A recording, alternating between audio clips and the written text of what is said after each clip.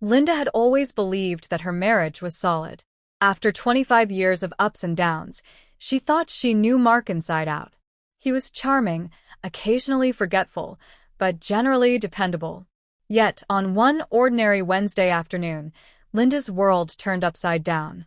She was cleaning the bedroom when she noticed Mark's phone left unattended on the nightstand. Curiosity got the better of her, and as she swiped through the messages, her eyes widened in disbelief. Mark had been secretly texting another woman, a woman she had never even met, and arranging clandestine meetings. The betrayal was unmistakable, and the fury bubbling inside Linda wasn't just about heartbreak. It was about humiliation and deception. Linda paused, her mind racing.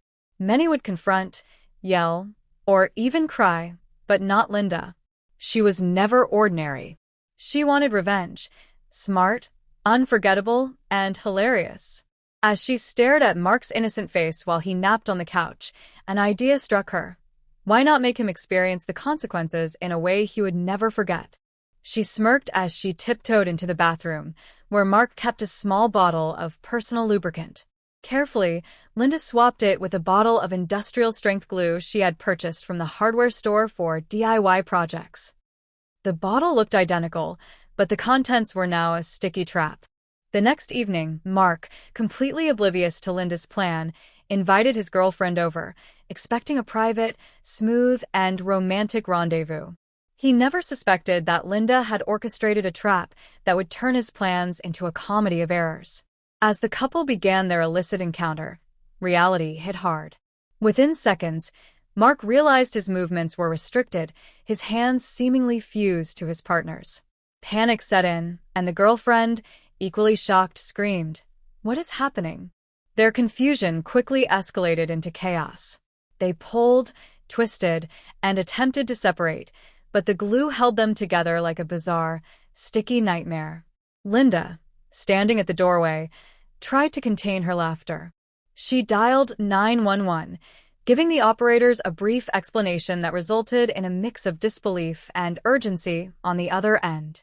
Within minutes, the neighborhood was alive with the wail of sirens as a team of firefighters arrived, fully prepared to handle any emergency, except maybe this kind of sticky domestic disaster.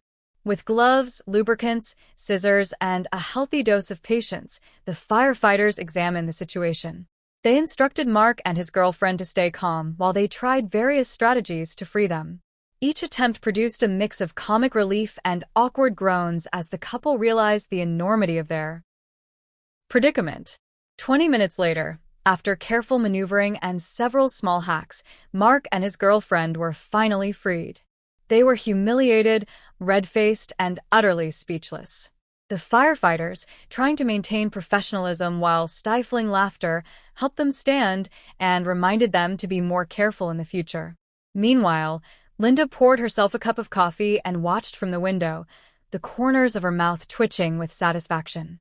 She felt victorious, not only because she had cleverly orchestrated the plan, but because the entire neighborhood would hear of it soon enough. The story spread quickly. Friends, neighbors, and even casual acquaintances laughed at the tale of Mark, the cheating husband, and his sticky predicament. Linda, once a quiet and unassuming woman, became the subject of admiration for her cleverness and humor. Mark, on the other hand, became a local legend of infamy, a cautionary tale of betrayal, stupidity, and glue. From that day on, he treated Linda with newfound respect, silently acknowledging the genius of her prank. Linda's story serves as a reminder that cleverness often outweighs brute confrontation. Revenge need not be cruel or violent. It can be witty, memorable, and hilariously instructive. And sometimes, karma isn't just poetic, it's sticky, comical, and unforgettable. Mark would never forget the lesson. Cheating might feel thrilling in the moment, but in the end, it can leave you literally glued to your mistakes. Linda, sipping her coffee and watching the sunset, knew that she had turned heartbreak into humor, betrayal into legend, and a simple afternoon into a story that would be retold for years. In the end, Linda didn't just get revenge. She proved that intelligence, patience, and a little mischievous creativity can transform any betrayal into a tale worth telling. And as for Mark, he would never again underestimate the quiet power of a woman scorned.